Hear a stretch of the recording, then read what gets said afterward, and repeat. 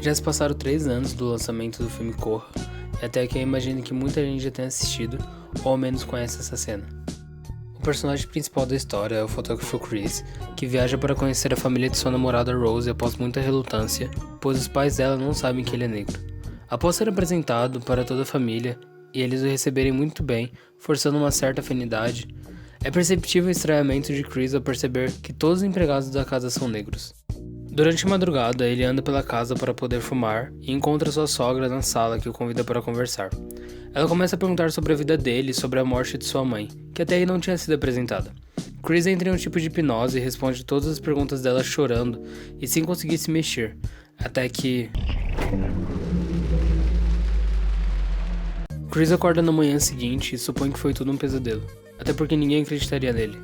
Depois de mais forçação de simpatia vinda dos pais da garota através de frases bem desconfortantes, outros parentes chegam e apenas um deles é negro. Então Chris vai direto a ele para interagir, mas logo interrompido e alguns momentos depois, essa cena ocorre. Get out! Yo! Yo! Chill, man! Get out! Chill! Chill, man! Chill! Get the fuck out of here!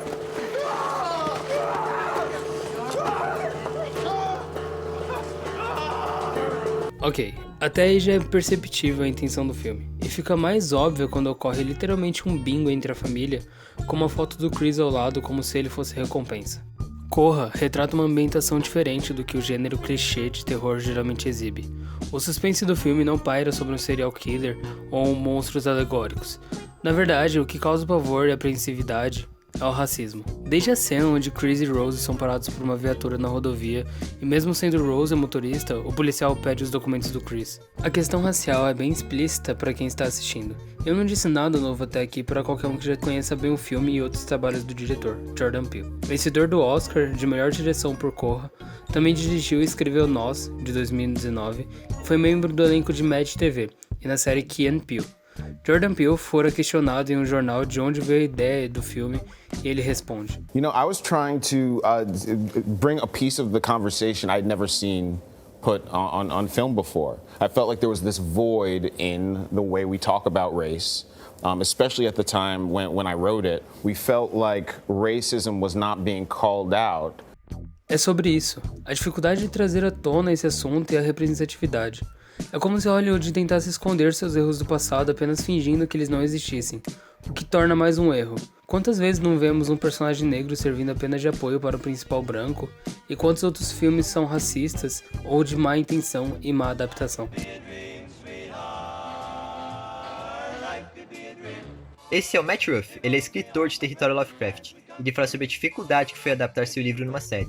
Ele já falou outras vezes que no começo a ideia era que nem fosse um livro, fosse direto a minissérie, mas depois de muitas dispensas, ele transformou os primeiros roteiros no livro que a gente conhece. Like, I'm still hoping that we can now that I've got sort of a proof of concept, I would love to see if I could still convince someone on television, because it feels more timely now too than when I first pitched it in 2007. But yeah, and then do a comic as a spin-off. Can I ask another follow-up? Sure. Well, since 2007, we've had this big burst of the Netflix and the Amazon channel. And the, Yeah, that's what I'm hoping is that one of those formats would work for it. Well, my CIA agent is working on it, but as he always says when he's trying to give me flattering bad news, he's like, yes, the problem with my books is that my ideas are original enough in a way that scares people in Hollywood. Território Lovecraft, que esse ano sim virou série pela HBO, conta a história de Chick.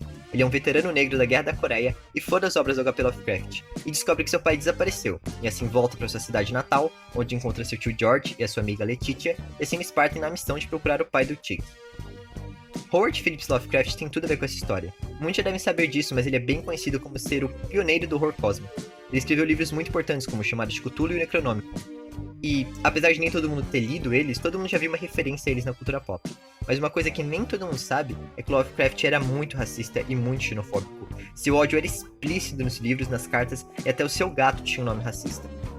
Suas criaturas monstruosas seriam representações de seus temores e fobias raciais. Sua própria esposa já disse que sempre que andavam em meio à multidão e deparavam com pessoas das mais diferentes raças, uma característica comum em Nova York, ele ficava lívido de raiva e quase perdia a cabeça. Neste agosto de 2020, foi lançado o primeiro episódio da adaptação de Território Lovecraft. Após anos de luta, finalmente a obra de Matthew Ruff recebeu seu reconhecimento. Ele cedeu todos os direitos do livro para Misha Green, Jordan Peele e J.J. Abrams. Segue um lançamento semanal e possui 5 episódios disponíveis. A história se passa durante as leis de Jim Crow, que eram leis que impunham a segregação racial nos Estados Unidos. Exigiam instalações separadas para brancos e negros, lanchonetes, hotéis, parques, lugares no transporte público e escolas. Isso quando haviam locais para eles. Muitas vezes eram expulsos sob gritos e ameaças ou linchados sem nenhuma defesa. Era permitido também o perfiliamento racial, que é o ato de suspeitar de uma pessoa com base em suas características de uma determinada raça.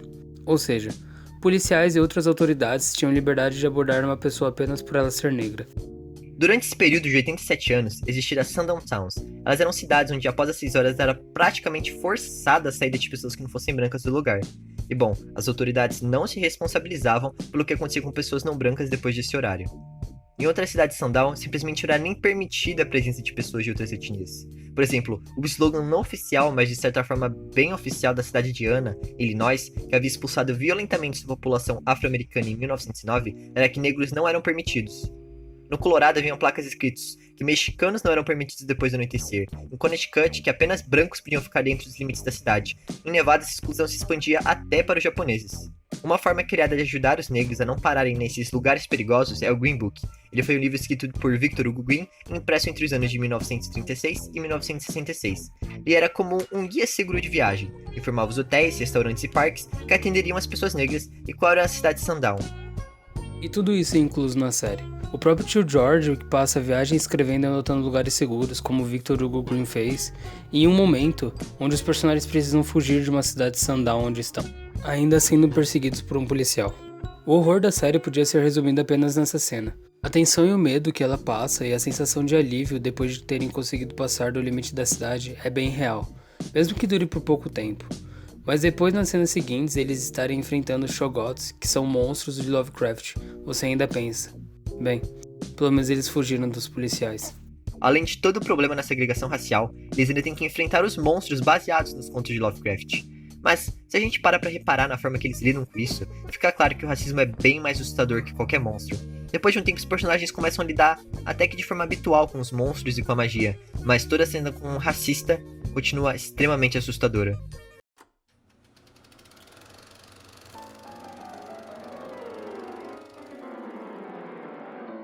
Watchmen é uma série da HBO de 2019. Ela funciona como uma continuação não canônica da série de quadrinhos Watchmen de 1987, que foi escrita pelo Alan Moore.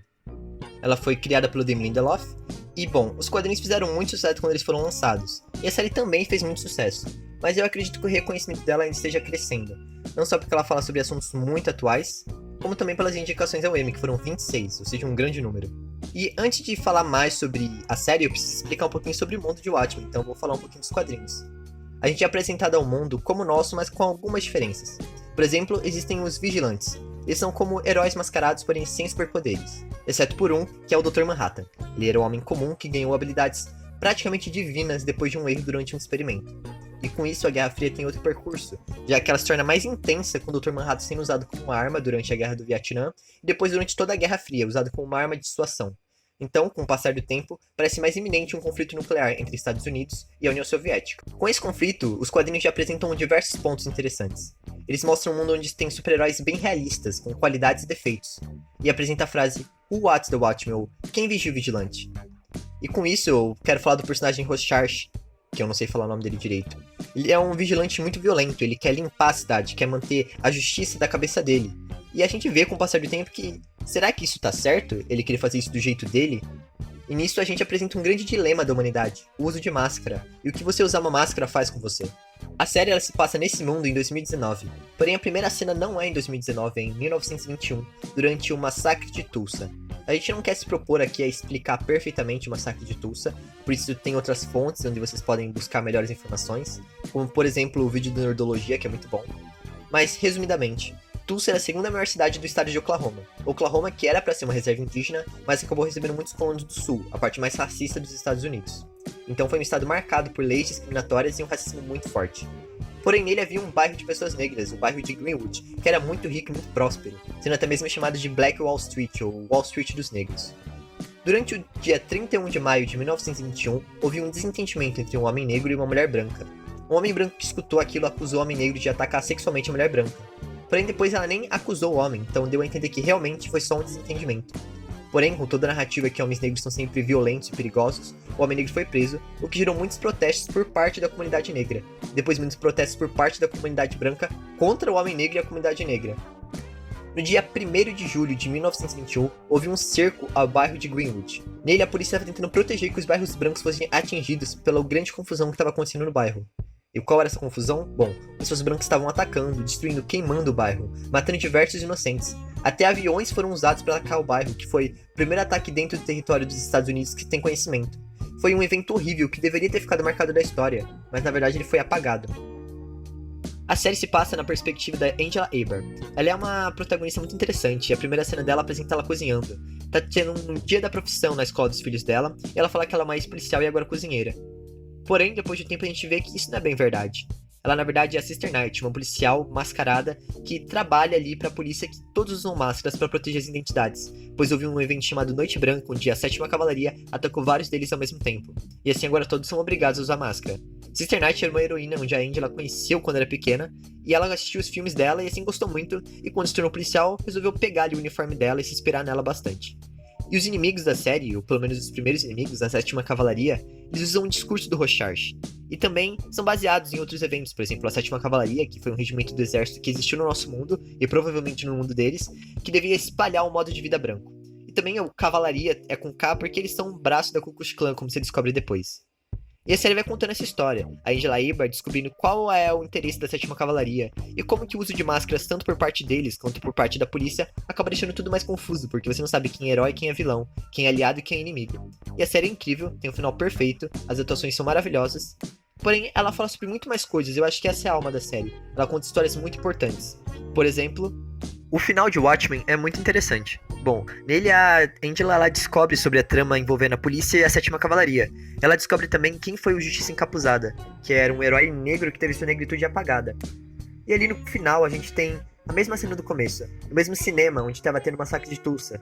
Porém agora as crianças, filhos da Angela, dormem em paz, mostrando um sinal de esperança. Porém, o racismo continua depois disso. Outros grupos como a 7ª Cavalaria podem existir. E assim a gente conhece um dos dilemas da série, que é apresentado nos quadrinhos e depois na série, que é o uso de máscara. Citando livremente alguns personagens da série, a gente tem frases como que as máscaras geram ódio, elas trazem crueldade, e que o medo é camuflado na forma de ódio, e que algumas coisas não podem cicatrizar por baixo de máscaras, elas precisam de ar. Então aqui a gente vê, será que as máscaras resolvem mesmo alguma coisa na série? Ou elas só permitem que os seres humanos sejam ainda mais cruéis? Outro assunto muito importante é o Redford. Ele é presidente nessa época e ele tem uma compensação por crimes históricos. Por exemplo, ele dá uma compensação monetária para as pessoas que sofreram o ataque de Tulsa ou seus incidentes. E, bom, isso deveria resolver. Lá tem um museu que fala sobre o massacre de Tulsa, diferente do nosso mundo. Lá a história não foi tão apagada. Mas mesmo assim, não resolve as coisas. Então levanta a questão, como a gente lida com o racismo? Será que existe uma forma de resolver o racismo tão fácil assim? Já Korra apresenta um racismo velado, o que é algo que acontece em muitos lugares. Como as frases que a família de Rose fala para Chris para simpatizar com ele, tentando a todo tempo provar para ele que eles não são racistas, mas não escondem o fato de que os únicos negros da casa são os empregados. Mesmo que nesse filme haja o fator deles serem hipnotizados, se só tamparmos esse fato, não é muito diferente de muitas famílias. Ainda temos mais um personagem negro no filme, que é o amigo policial de Chris, que conversa com ele em vários momentos enquanto ele está preso na casa. É a única pessoa em que Chris encontra confiança, até quando Chris encontra o cara hipnotizado na festa. Antes daquela revelação acontecer, Chris se sentiu mais confortável naquele lugar, tendo mais um negro no local. O apoio entre as pessoas pretas e a busca por pertencimento é algo essencial. Na mesma fala daquela entrevista de Jordan Peele, além de trazer o assunto do racismo para a frente de todas as telas e ao Oscar, é a falta de ver seu ponto de vista e experiências compartilhadas nesses momentos. You said you're trying to tell your own truth. What is that? Well, really my truth as a black man, you know, that my perspective that I haven't seen in film before. I haven't seen that represented. Voltando ao território Lovecraft, como essa obra ainda não tem um final, é impossível saber todas as mensagens que ela ainda pode passar. Porém, com o que foi passado até agora, já podemos reparar duas grandes coisas. O quanto o mundo foi racista e que por mais que já sabemos disso, nem fazemos ideia do que realmente acontecia antigamente. É por isso que nos faz questionar. É possível que algo tão forte tenha desaparecido nos dias de hoje, ou está mais sutil, disfarçado, mascarado e ainda igualmente perigoso? O apoio entre as pessoas negras se faz mais uma vez central, e é o que manteve muitos deles vivos em tempos tão terríveis. Quando a gente assiste Território Lovecraft, a gente percebe como pequenos atos de racismo, como a forma de uma pessoa branca olhar para uma pessoa negra, tudo isso contribui para esse grande sistema racista que nos é apresentado. E a gente vê como que resolve isso. Naquela época ainda não foi resolvido, e nos dias de hoje parece não ser resolvido. E se eu fosse falar alguma coisa, seria que a gente tem que continuar com o que está acontecendo agora. Culpar quem é culpado, exaltar quem deve ser exaltado. Prender os policiais que são acusados de brutalidade, e também exaltar os autores negros, os produtores negros, os escritores negros. A gente tem que mostrar como essa é uma história horrível, mas não uma história horrível de pessoas fracas, de coitados. É uma história horrível que aconteceu com pessoas fortes. Não é uma história de escravos, é uma história de pessoas escravizadas.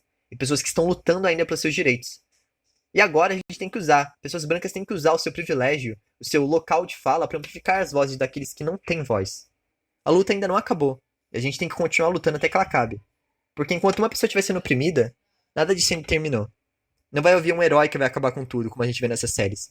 É um movimento da sociedade, em que todos temos que trabalhar juntos. Meu nome é Matheus e muito obrigado por ter assistido o segundo vídeo desse canal. Se você ainda não viu o primeiro, entra lá e dá uma conferida que ajuda muito. Eu vou deixar na descrição também um site com conteúdo audiovisual apenas produzido por negros, a entrevista completa de Jordan Peele sobre Korra que eu utilizei e o vídeo de nerdologia sobre Tussa que o Romeu comenta. Esse vídeo deu bastante trabalho para ser produzido, dá pra perceber pelo tamanho dele. Eu queria agradecer muito o Romeu por ter participado dele e eu tenho certeza que sem ele eu não teria conseguido trazer tudo isso de conteúdo.